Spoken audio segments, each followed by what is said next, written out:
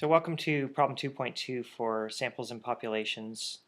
And in this investigation, this part of the investigation, we're going to look at different types of sampling plans or different ways to collect a sample from a group.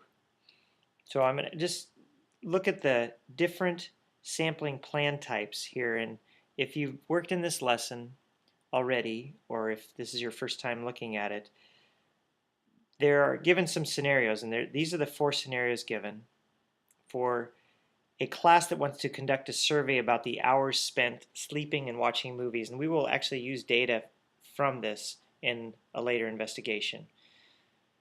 So they are going to survey students in their school. It'd be like here at Blaine Middle School if we wanted to survey the students in our school and think of all of our school, our whole school, as the population, and that we would just want to take a sample. We don't want to ask everybody, but we want to just ask a smaller group that hopefully represents the entire group, which we talked about in the earlier investigation, investigation 1, the idea of there being the whole group, which is the population. It's everybody. And then if we want to take a sample out of that group, we don't want to ask everybody. This is everybody. All these dots is everybody in the population. We want to pick some people out of here, or find a way to get some of the people in here to answer our questions. We want to pick a sample group. So some of the question is, how would I pick the sample out of this population? I'm going to pick this person, this person, this person, this person. I'm going to go and pick people, or am I going to have some of these people come to me, or what method am I going to use to get a sample from this population? So here's the scenarios that we're given of getting a sample. So here's one way. Each member of group 1, so the class is broken into 4 groups, will survey students who ride on the school bus. So you ride the bus to school, you ask the people on your bus. That's one way to get a sample. So if you think of, in some cases, that would be like, these are the people that I ride on the bus with, and I'm going to ask them. So there's my sample group. That's one way to do it. Okay. Or another way, survey every 4th person in the cafeteria line. So this is the second group's method. So it'd be like, if I go back to my little chart here, population. So I'm going to go this person, and then 1, 2, 3, 4, this person, 1, 2, 3, 4, this person, 1, 2, 3, 4, this person, 1, 2, 3, 4, this person. I'm using a system, 1, 2, 3, 4, this person. So every 4th person that I go to is a way that I would sample that group. So that's another method. Third method, post an announcement or notice asking for volunteers. So in this case, this would be like, I'm right here, this is me, and I'm telling people to come to me. These people have to come to me, so they have to come to me to get surveyed. So I'm asking for volunteers to come and fill out the survey. And if you think about the problem in the first part of this investigation, 2.1, people had to go to the internet and fill out the survey and send it in, which is just like what this is. You're asking people to come to you.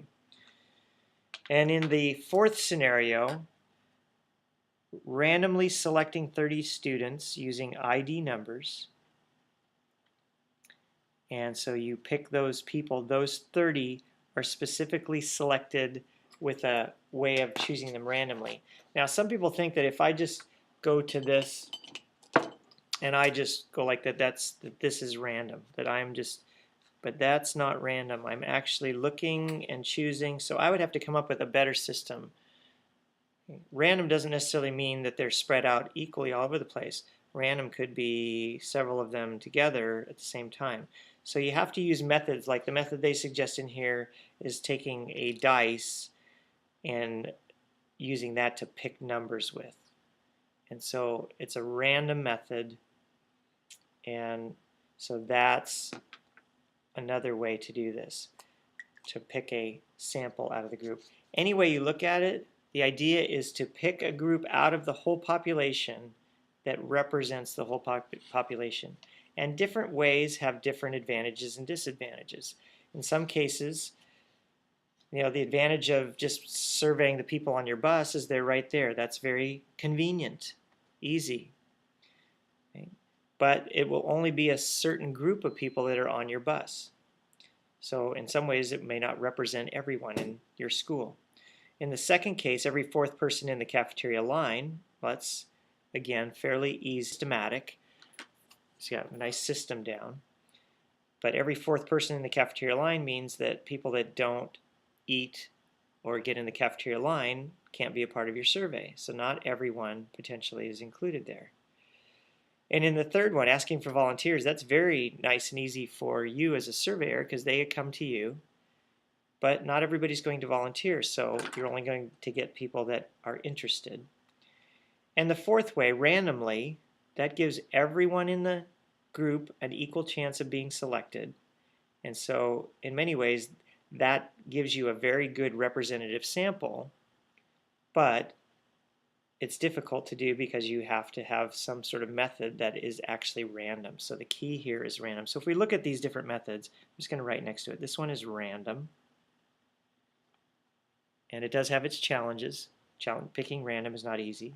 This one, it says right here, asking for volunteers, so that tells you right away the type of plan it is. It's voluntary.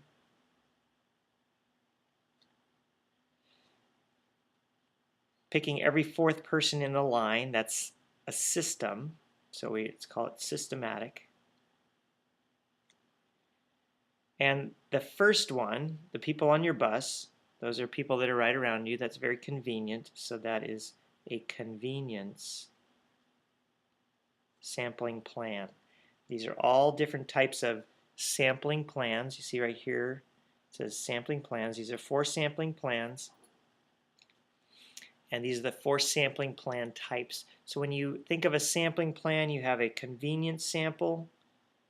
It's very convenient. It's easy. It's usually a group of people that are already gathered together, like a classroom or like a group in a certain space together.